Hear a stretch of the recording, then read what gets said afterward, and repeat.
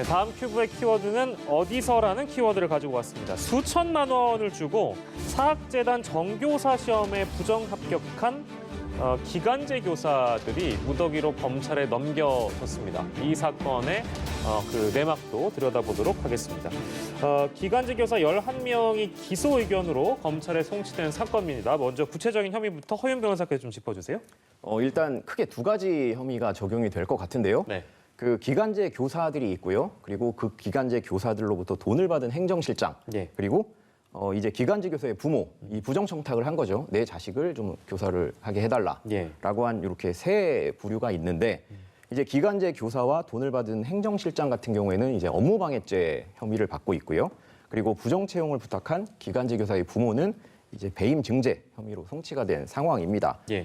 사건을 좀 간략하게 말씀을 드리면 지난 2월에 한 사립학교에서 정규직 교사 채용 시험이 있었습니다. 예. 그런데 재단 이사장이자 학교의 행정실장인 사람이 그 기간제 교사들에게 문제의 정답과 문제와 정답을 알려줬고요. 예, 그리고 면접 질문 내용도 넘겨줬습니다. 그 예. 대가로 이제 이 행정실장은 수천만 원의 돈을 건네받았는데 네. 당시 이 시험이 37.5대 1 엄청난 경쟁률이었습니다. 예.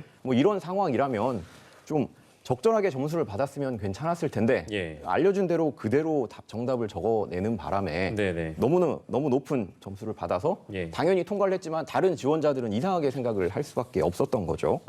이런 상황에서 예. 이제 누군가 이제 문제 제기를 했고 학교 같은 경우는 공정하게 채용 절차를 진행을 하고 밟았는데 네. 이 기간제 교사들로 인해서 이 절차라는 업무에 방해를 받았다.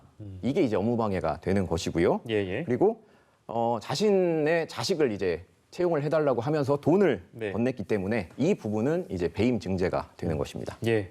혐의도 짚어봤고 어떻게 또 세상에 알려지게 됐는지에 대한 얘기까지 허윤 변호사께서 해주셨는데요. 사실 근데 이런 어떤 뭐랄까요, 그 시험이나 꼭 비단 이런 시험 말고도 다른 시험의 어떤 사건들을 보면 어떤 부정한 거래들이 이제 밝혀져서 실제 사법 처리된다든지 이제 그런 경우들이 끊이지 않고 있습니다. 근데 이런 유사한 사건들은 왜 계속 끊이지 않고 있을까요, 오 교수님? 그는 수요와 공급의 법칙이겠죠. 다시 말해서 이제 그러한 돈을 주고 난 이후에 본인이 만약 임용이 된다면 어느 정도 시간이 이제 경과되면은 본인이 투자한 그것을 전부 다 본인이 회수를 할 수 있고 또 본인은 이제 이 교사라고 하는 이 직업 같은 경우는 굉장히 안정된 직업 아니겠습니까?